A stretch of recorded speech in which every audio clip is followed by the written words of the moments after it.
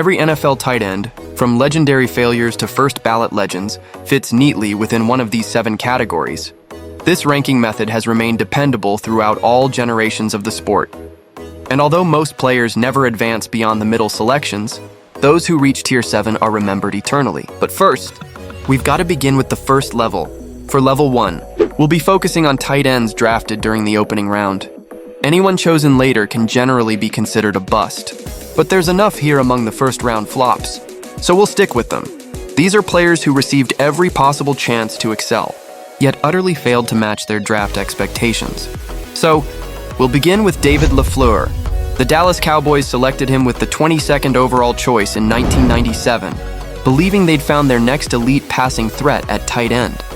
What they actually got were 4 seasons of total mediocrity that squandered a valuable first-round selection. Throughout his entire career, LaFleur recorded 85 receptions for 729 yards over 60 total appearances. That's an unacceptable level of output for someone taken in the opening round. His best year came in 1999, with 35 receptions for 322 yards that season. Next comes Brandon Pettigrew. The Lions picked him, 20th overall back in 2009, while his stats appear respectable on paper. 301 receptions for 2,900 yards. Context changes everything.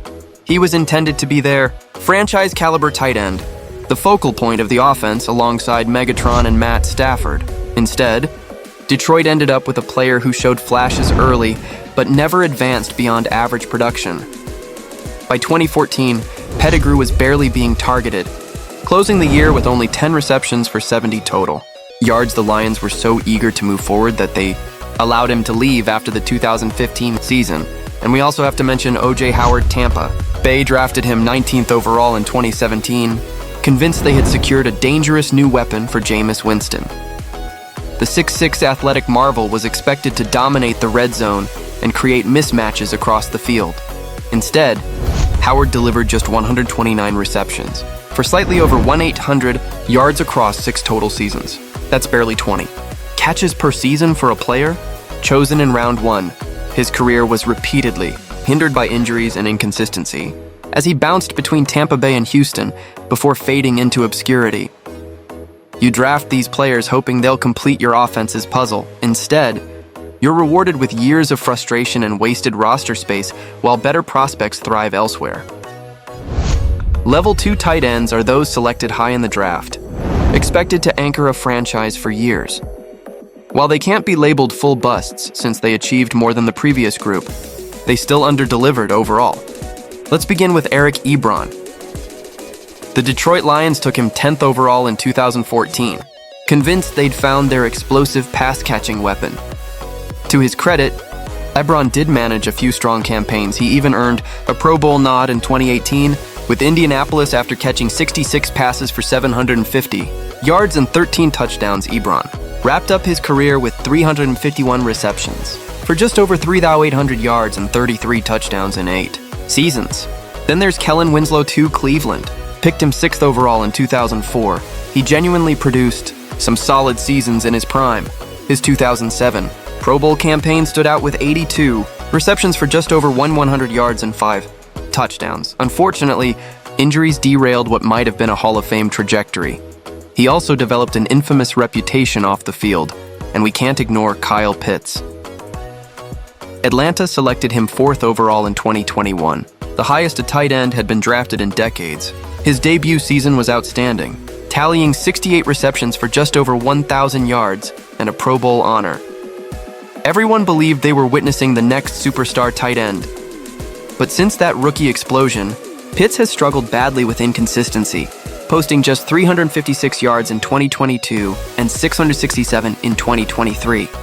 And through his first 2 games of 2025, he's managed only 11 receptions for 96 total yards. The ability is clearly there. You don't luck into a 1,000-yard debut season, yet for a 4th overall selection, Atlanta expected a weekly difference maker, not someone who disappears for long stretches. All of these Level 2 players share nearly identical storylines. They proved talented, enough to belong in the league, but never matched the lofty expectations tied to their draft slots. Level 3 tight ends form the true foundation of the position. These players are dependable, productive starters any franchise would love to have. What truly separates them from level 2 is consistency and reliability.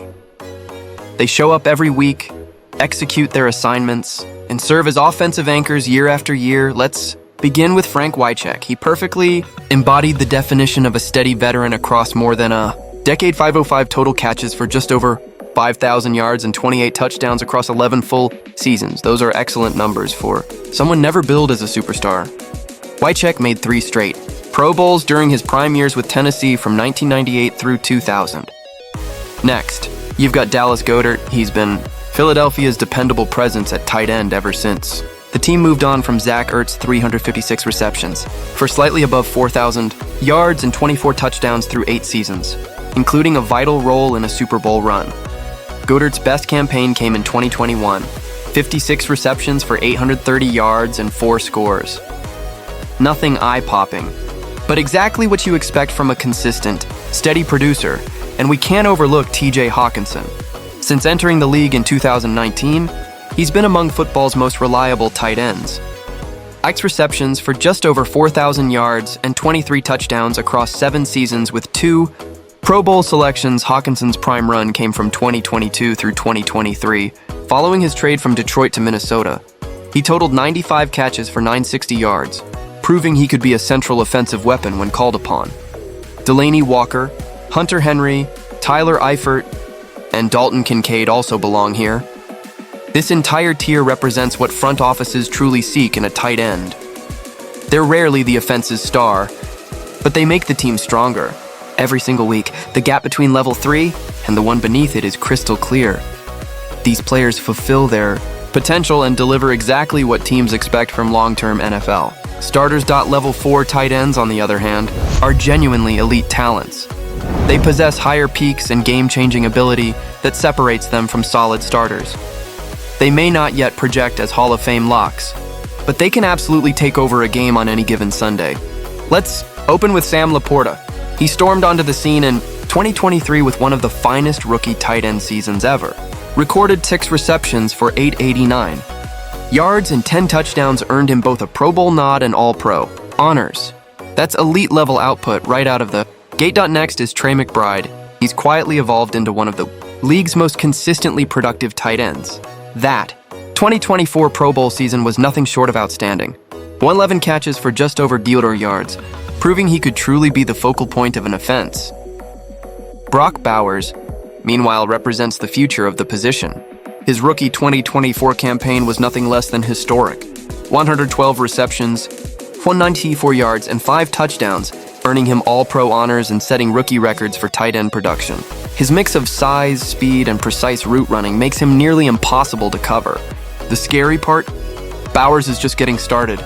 If he maintains this level of performance and stays healthy, it's only a matter of time before he rises to the next tier. Joining him at this level are players like Heath Miller, Jared Cook, Julius Thomas, Todd Heap, and even Aaron Hernandez, who, on pure talent, could have ranked even higher. These level 4 tight ends are exceptional talents who dominate games, but they've yet to display the consistency or longevity that defines Hall of Fame caliber careers. Now, level 5 is where things get truly crowded, packed with players who were great, even elite, but not quite immortalized. Call them the Hall of Very Good. Mark Andrews headlines this group.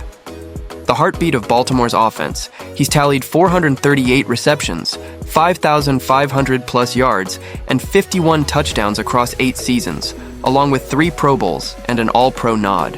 His 2019-2021 peak was stellar, capped by a 2021 All-Pro campaign with 107 catches, 300 yards, and 9 touchdowns. Then there's Jimmy Graham, one of the most dominant offensive weapons in NFL history during his New Orleans prime.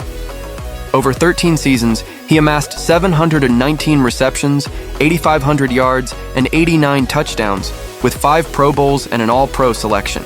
His 2011-2014 stretch was absurdly good, and that 2013 All-Pro season, 86 catches for over 200 yards and 16 touchdowns, remains legendary. Unfortunately, he never quite replicated that magic after leaving the Saints. Jeremy Shockey sits near the ceiling of this level. 547 receptions, 6,100 yards and 37 touchdowns over 10 seasons, with 4 Pro Bowls, an All-Pro honor, and 2 Super Bowl rings. Brent Selleck, Jay Novacek, Ben Coates, and Greg Olsen belong here too. These level 5 players flirted with greatness. They sustained excellence, anchored their offenses, and left real legacies, but they're missing that last defining piece. Whether it's more elite seasons, a championship-defining run, or an extended peak, something small separates them from the all-time legends. And that brings us to level 6, the Hall of Fame locks. Antonio Gates redefined the tight end position. Across 16 seasons, he racked up 955 receptions, 11,841 yards, and 116 touchdowns, along with 8 Pro Bowls and 3 All-Pro honors. His 2004-2009 run was dominance personified, highlighted by a 2005 season with 89 catches for 0 yards and 10 scores. 89 catches for 0 yards and 10 scores. Jason Witten was the gold standard for consistency. Over 200 receptions, 13,000 yards, 74 touchdowns, 17 seasons, 11 Pro Bowls, and 2 All-Pro nods. George Kittle is already building a resume worthy of this class. 542 receptions, 7,400 yards, 46 touchdowns, 6 Pro Bowls, and 2 All-Pro honors in just 9 seasons. Add in legends like Ozzie Newsome, and this tier represents the complete careers and dominance, longevity, leadership, that make players undeniable Hall of Famers. They've done everything. Needed to be remembered among the greatest tight ends in NFL history, just not the greatest of all time. Tight ends in level 7 are exceptionally rare, true, once-in-a-generation talents. In my view, only 5 players in NFL history have ever reached absolute mastery of the position. Tony Gonzalez stands at the forefront, with unmatched route-running precision and longevity that felt almost superhuman. He executed every route flawlessly, caught everything thrown his way, and finished with more than 1,300 receptions, 15,000 yards, and 111 touchdowns across 17 seasons. Shannon Sharpe follows, defined by unreal athleticism and a flair for making the impossible look routine. He tallied 815 receptions, over 10,000 yards, and 62 touchdowns, while capturing 3 Super Bowl titles along the way. Gronk is simply Gronk, the most physically dominant tight end the league has ever seen. Then there's Travis Kelce, who embodies everything said above: elite route running, unmatched clutch ability, and a winning pedigree. Over 1,000 receptions, 12,000 yards, and 78 touchdowns through 13 seasons speak for themselves. And finally, Kellen Winslow Sr., whose revolutionary play forever transformed what the tight end position could be. With 541 receptions for 6,700 plus yards and 45 touchdowns across 9 seasons, he became the prototype for the modern receiving tight end, proving that the role could transcend blocking and become a cornerstone of the passing game. When you talk about the greatest tight ends ever, these 5 names are the first that come up. There was truly nothing they couldn't do. And that's the full picture. The 7 levels of NFL tight ends. From first-round disappointments to the generational masters who reshaped the position, every tight end you've ever watched, every name you've ever heard fits somewhere on this scale.